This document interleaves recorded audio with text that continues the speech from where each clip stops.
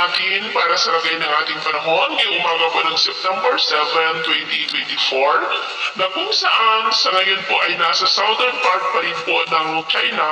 ang super typhoon na si Yagi o dating Bagyong Enteng at unti-unti na rin po na lumalayo ang habagat dito po sa ating bansa dahil hinihila po niyan palayo. Posibleng sisikat na rin po ang araw sa mga lugar na pinaulanan ng habagat sa nagdaang mga araw. Samantala ang LPA naman po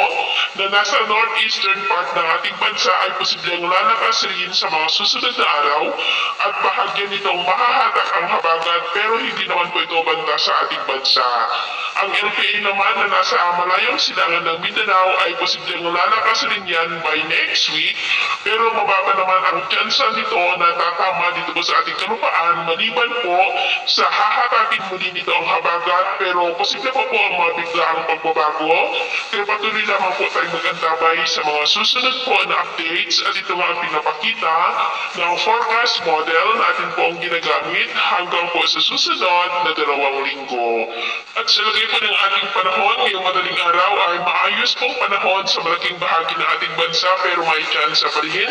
ng ma-isolated rains lalo na po dyan sa may extreme northern Luzon Islands, northeastern part ng Cagayan, ilang bahagi ng Ilocos, San Jose sa may Mindoro at Puyong Island, ilang bahagi ng Palawan, Sultan Kudarat, South Cotabato, Tagum at Davao Oriental. At mamaya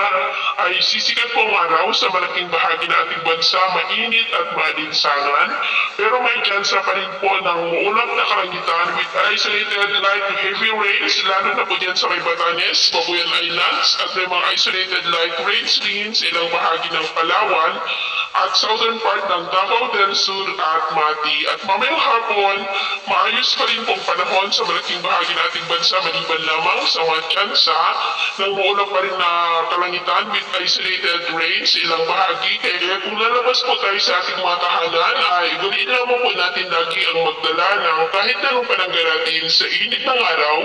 at proteksyon na rin po sa mga biglaang buhos na ulan. At sa ating naman pong mga baybayin, dahil pa rin po sa habagat na nandyan pa rin sa kanlurang baybayin ng ating bansa ay iwasan na muna natin ang papalaot dyan po sa kanlurang baybayin ng Luzon dahil ang mga alon dyan ay posible pa rin na aabot hanggang po sa 3 to 4 meters.